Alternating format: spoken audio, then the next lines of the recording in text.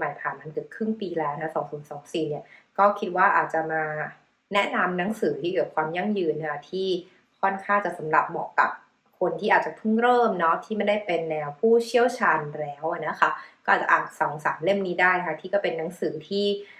ค่อนข้างจะมาจากฝั่งของคนเยอรมันแล้วกันเรียกว่าเป็นหนังสือที่มีทั้งโปรเฟสเซอร์เป็นคนเขียนด้วย1 บทนะคะในเล่มใหญ่นะคะแล้วก็จะมีทั้งหนังสือที่โปรเฟสเซอร์ที่เป็นดูแลงานวิจัยของฝ้ายเนี่ยก็เป็นคนเขียนด้วยก็คือในเล่มใหญ่เล่มนี้นะก็มีของโปรเฟสเซอร์เขียนอยู่นะคะแล้วก็มีทั้ง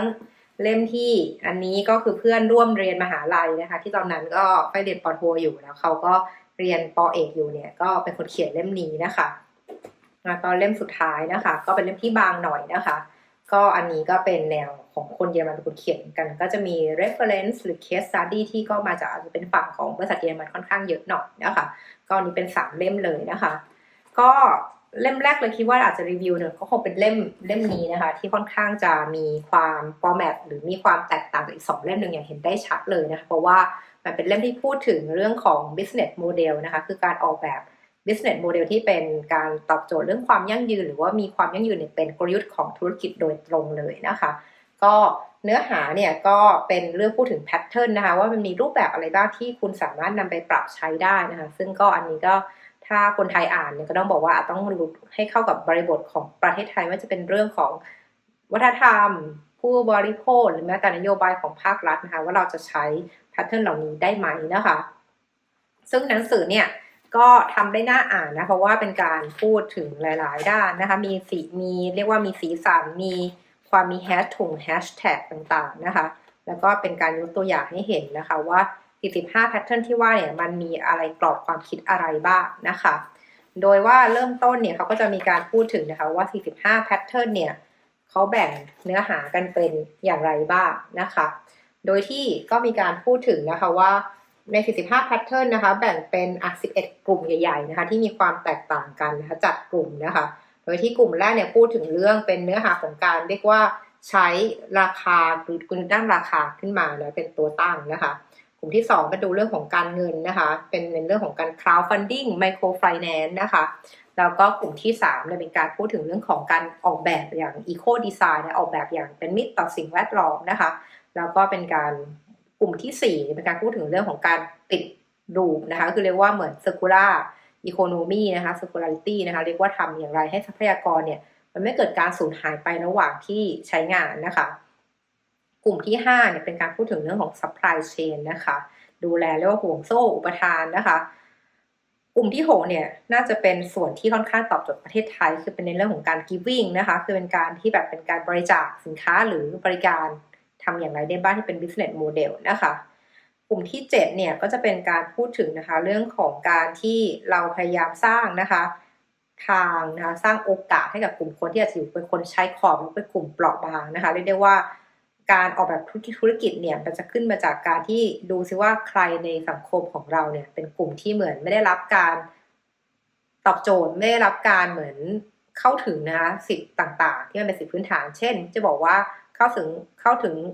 ไฟฟ้าเข้าถึงพลังงานสะอาดหรือเรียกว่าเข้าถึงพลังงานที่มันควรจะเข้าถึงเช่นมีไฟฟ้าในการอ่านหนังสือได้ตอนกลางคืนไม่ต้องจุดเทียนขายอย่างนี้เป็นต้นหรือแต่เข้าถึงแหล่งการเงินนะเข้าถึงอินเทอร์เน็ตนะคะเป็นต้นนะคะแล้วก็จากนั้นเนี่ยกลุ่มที่8จะเป็นการพูดถึงเรื่องของโซเชียลมิชชั่นเลยคือเป็นเรียกว่าเป็นการปฏิบัติการเพื่อสังคมในเชิงสังคมเป็นหลักเลยนะคะว่าคุณจะมีสามารถทำอย่างไรได้บ้างนะคะไม่ว่าจะเป็นการจ้างงานกับกลุ่มที่เป็นกลุ่มชายขอบหรือกลุ่มผู้พิการเขาสามารถทำอะไรได้ไหมหรือว่าทำอะไรไม่ได้เลยนอกจากรอเงินบริจาคอย่างเดียวนะคะกลุ่มที่9เนี่ยพูดถึงเรื่องของเซอร์วิสแล้วก็เพอร์ฟอร์แมนซ์ต่างๆก็คือในเรื่องของการที่บอกว่าแพทเทิร์นเหล่านี้เนี่ยจะในเรื่องของการทำอย่างไรให้สามารถทำให้ physical product หรือว่า product รูปแบบเดิมเนี่ยสามารถเปลี่ยนเป็นฟังก์ชันอื่นได้ด้วยที่ไม่ใช่แค่เป็นแบบเดิมอย่างเดียวนะคะบทที่10 11เนี่ยมีความคล้ายคลึงกันนะคะก็คือ10เนี่ยพูดถึงการร่วมมือกันนะคะว่าคุณจะสามารถร่วมมือกันกับ stakeholder จากหลายๆกลุ่มได้ไหมที่อาจจะไม่เคยcreate ไม่เคยทำงานร่วมกันเลยแต่จริงแล้วตอนนี้มันเริ่มเป็นการบอกได้ว่ามันไม่ใช่แค่การร่วมมือกันในกลุ่มที่เป็นคนทำธุรกิจเดียวกันแล้วแต่เป็นการเรียกว่าคนอื่นเนี่ยสามารถประสานประโยชน์ได้ไหมกลุ่ม IT กับธุรกิจของเราเป็นกลุ่มธุรกิจอาหารทำอะไรได้บ้างธุรกิจเสื้อผ้าทำอะไรได้ไหมกับอาหาร นี้เป็นต้นหรืออาหารทำธุรกิจพลังงานเลยได้บ้างอย่างนี้เป็นต้นนะคะแล้วก็สุดท้ายแพทเทิร์นที่11เนี่ยกลุ่มที่11การพูดถึงเรื่องของการเป็นแพลตฟอร์มของสังคมนะของชุมชนต่างๆนะคะคือการพูดถึงการแชร์ริ่งการแบ่งปันนั่นเองนะคะ11กลุ่มนี้บอก45 pattern เนี่ยก็จะแบ่งอยู่ในเป็นสามเหลี่ยมเนาะที่เป็นพูดถึงว่าคุณต้องมีการสร้าง economic value creation คือสร้างมูลค่านะคะสร้างคุณค่าทาง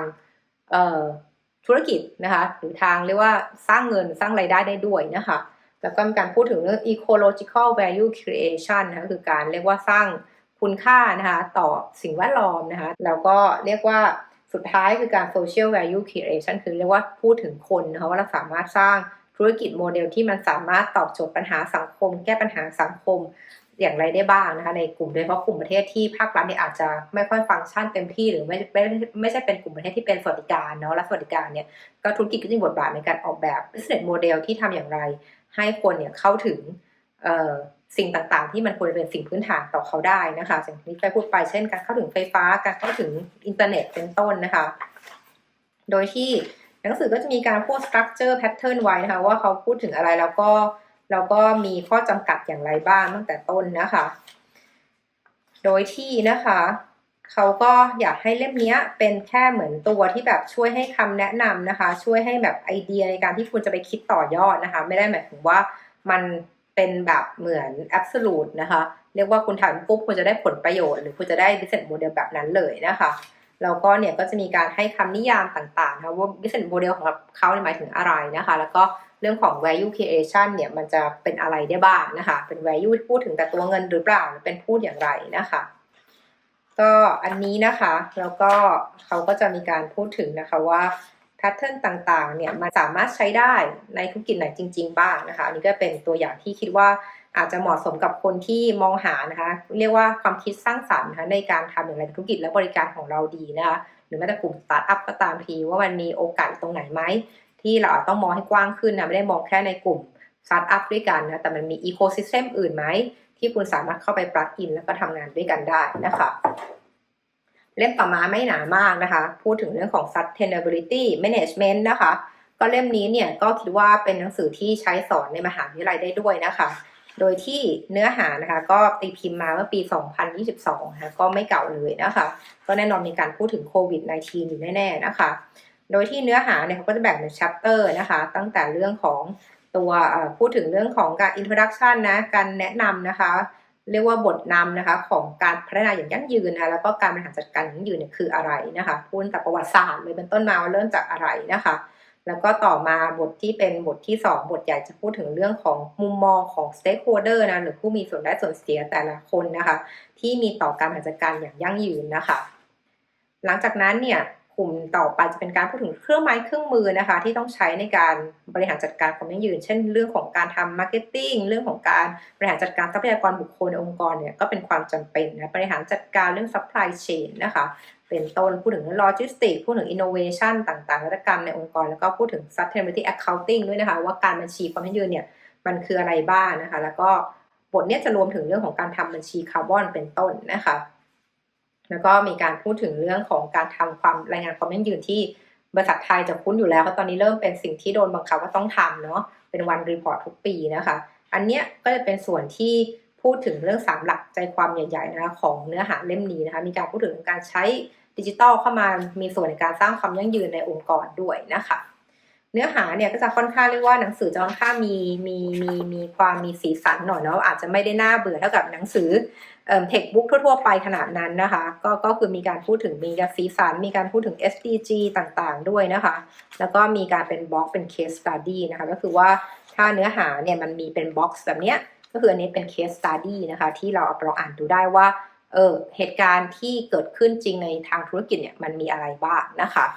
ก็เนื้อหาเนี่ยฝ้ายคิดว่ามันเป็นการผสมผสานที่ไม่หนักจนเกินไปในแต่ละบทนะคะโดยที่แต่ละบทเนี่ยก็จะเริ่มต้นด้วยการพูดถึงนะคะว่าอะไรคือเป้าหมายของการเรียนรู้นะคะแต่ละครั้งนะคะแล้วก็มีการพูดถึงเรื่องบอกเนี่ยถ้าคุณต้องการจะได้เหมือนจะดูนะคะว่าจะอะไรก็มีการใช้ QR code ตรงนี้ด้วยนะคะเป็นการช่วยให้การสู่การเรียนรู้เนี่ยมันมีความหลากหลายไม่ใช่แค่การอ่านหนังสืออย่างเดียวนะคะแล้วก็หลังจากนั้นเนี่ยก็จะมีการพูดถึง case study เป็นเรื่อยๆระหว่างทางในเล่มนี้เลยนะคะ แล้วก็ผสมผสานกับเรื่องคอนเซ็ปต์ทฤษฎีต่างๆที่อาจจะน่าเบื่อหน่อยนะคะที่ถ้าเป็นผู้เรียกว่าถ้าเราเป็นทำอาชีพแบบคอนซัลท์เนี่ยอาจจะไม่จำเป็นต้องเรียนรู้เรื่องทฤษฎีเนาะว่าทฤษฎี stakeholder เนี่ยมันมีกี่ทฤษฎีนะมันมาจากไหนบ้างนะคะแล้วก็มันก็จะมีเหมือนตัวที่บอกว่าให้งานกลุ่มหรือกิจกรรมลองทำทดสอบดูว่าคุณเข้าใจเรื่องนี้ดีแค่ไหนนะคะก็นี่ก็เป็นคำถามที่ลองใช้ดูได้นะคะแล้วก็มีการสรุปด้วยการพูดถึง key take away นะคะของแต่ละบทบาทนะคะก็เล่มนี้เนี่ยค่อนข้างจะเหมือนให้เห็นภาพกว้างป้ารู้สึกว่าแบบผู้ที่เชี่ยวชาญแล้วเนี่ยแบบฉันอยากรู้เรื่องการทำคาร์บอนฟุตปรินท์เนี่ยมานั่งอ่านเล่มนี้เนี่ยอาจจะเรียกได้ว่าไม่ค่อยตอบโจทย์เพราะว่าเขาก็บอกในแง่ของภาพเบื้องต้นนะว่าคาร์บอนฟุตปรินท์เนี่ยมันคืออะไรบ้างนะคะเป็นต้นแล้วก็มีอะไรต้องทำที่ไหนบ้างแต่ว่าเป็นแค่เบื้องต้นเท่านั้นเลยเหมาะกับเรียกว่า beginner ละกันว่าเหมือนสนใจอยากจะ